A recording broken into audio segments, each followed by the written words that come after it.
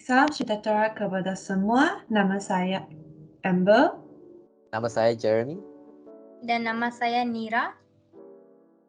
Kumpulan saya akan membentangkan ialah kronologi pengubahan perlembagaan.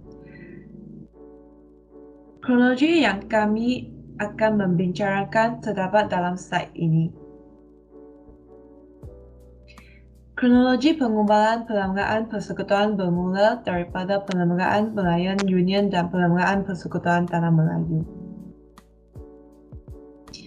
Kronologi ringkas peristiwa membawa kepada pembentukan perlembagaan persekutuan. Perancangan untuk menubuhkan Melayan Union sebagai bentuk kerajaan baru untuk Tanah Melayu mula dikaji dan disusun oleh British sejak Tanah Melayu mula jatuh ke tangan Jepun pada awalnya. Orang Melayu memberontak terhadap Melayan Union kerana sistem pentadbirannya tidak mengedahkan kedudukan orang Melayu dan raja-raja Melayu. Peristiwa ini menyebabkan lahirnya kesedaran dalam kalangan orang Melayu untuk memperjuangkan kemerdekaan Tanah Melayu. Ini ialah pembentukan Melayan Union 1946. Penubuhan UMNO 1946, Pertubuhan Kebangsaan Melayu Bersatu UMNO berjaya ditubuhkan dengan sokongan Sultan Johor. Akhirnya pada 25 Julai 1946, Datuk On Jaafar dan 11 orang ahli jawatan kuasa yang lain telah dimanakan untuk mengubah perlembagaan baru bagi menggantikan perlembagaan Melayan Union. Iaitu Penubuhan Persekutuan Tanah Melayu 1948. Jawatan Kuasa Kerja telah mengkaji cadangan dan membuat pindaan perlembagaan yang dicadangkan dan kerajaan British akhirnya menerima perlembagaan tersebut. Dan ianya dilaksanakan pada 21 Januari 1948 bagi menggantikan Melayan Union dengan Persekutuan Tanah Melayu. Penubuhan ini dilakukan melalui perjanjian yang dinamakan Perjanjian Persekutuan. Di dalam perjanjian tersebut terdapat beberapa perubahan penting yang dilakukan dalam perlembagaan Persekutuan 1948. Menurut perjanjian tersebut, Persekutuan Tanah Melayu ditubuhkan pada 1 Februari 1948. Majlis Perundangan Persekutuan ditubuhkan di mana ia mempunyai kuasa membuat undang-undang. Pesuruhjaya Tinggi pula mempunyai kuasa veto untuk menghalang rang undang-undang yang diluluskan oleh Majlis Perundangan Persekutuan. Pilihan Raya. Hasil kegiatan politik dan tuntutan daripada pelbagai parti serta kumpulan politik pada penghujung tahun 1940-an dan awal 1950-an. Ianya telah memaksa kerajaan Inggeris memutuskan untuk mengadakan satu pilihan raya bagi kawasan perbandaran Kuala Lumpur pada Jun 1955. Pilihan raya pertama diadakan bagi memilih anggota-anggota Majlis Perundangan Persekutuan yang mengandungi 52 anggota yang dipilih, 34 anggota yang dilantik dan 12 pegawai kerajaan. Dan seorang pengurusi dilantik oleh Pesuruhjaya Tinggi dengan persetujuan raja-raja.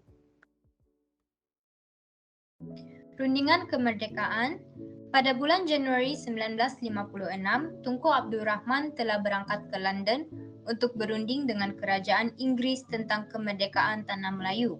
Rombongan tersebut terdiri daripada 4 orang wakil Parti Perikatan, 4 orang wakil Raja-Raja Melayu dan wakil-wakil Kerajaan Inggeris di Tanah Melayu. Wakil-wakil Perikatan dan Raja-Raja Melayu telah mencapai persefahaman sebelum mereka tiba di London.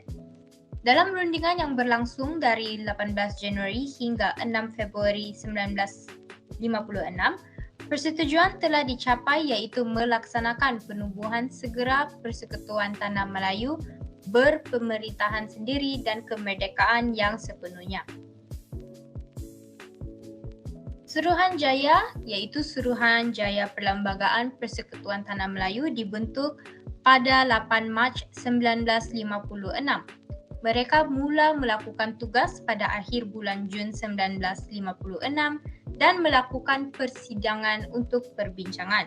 Sebanyak 188 perjumpaan diadakan dari bulan Jun hingga bulan Oktober 1956.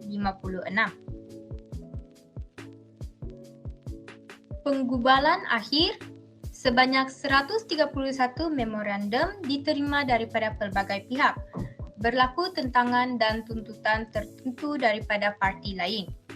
Parti Negara, PAS dan Parti Rakyat mengadakan kongres pada 4 Mei 1957 hingga 7 Mei 1957 untuk membincangkan draft perlembagaan ini. Pada 9 Mei 1957, Tunku Abdul Rahman, Dato' Abdul Razak Hussein, Ong Yong Lin dan Viti Sambatan berlepas sekali lagi ke London untuk berbincang dengan kerajaan British tentang isu kewarganegaraan dan beberapa isu yang belum muktamad. Dan akhir sekali ialah perasmian di mana ia dilakukan beberapa perubahan setelah berunding di London untuk kali kedua. Hasil pindaan dibincangkan dalam Majlis Raja-Raja. Draft ini kemudian dibawa ke Majlis Perundangan Persekutuan untuk dibentangkan dan dibahaskan pada 10 Julai 1957 hingga 11 Julai 1957. Draft Perlembagaan Persekutuan Tanah Melayu akhirnya diluluskan oleh Parlimen British di London dan kemudiannya diluluskan oleh Majlis Perundangan Persekutuan pada 27 Ogos 1957. Dengan lulusnya rang undang-undang ini, maka Perlembagaan Persekutuan Tanah Melayu 1957 berkuat kuasa secara rasminya pada 31 Ogos 1957. Dan itulah pembentangan kumpulan 1 tentang kronologi pergubalaan perlembagaan dan ini adalah referens kami. Sekian, terima kasih.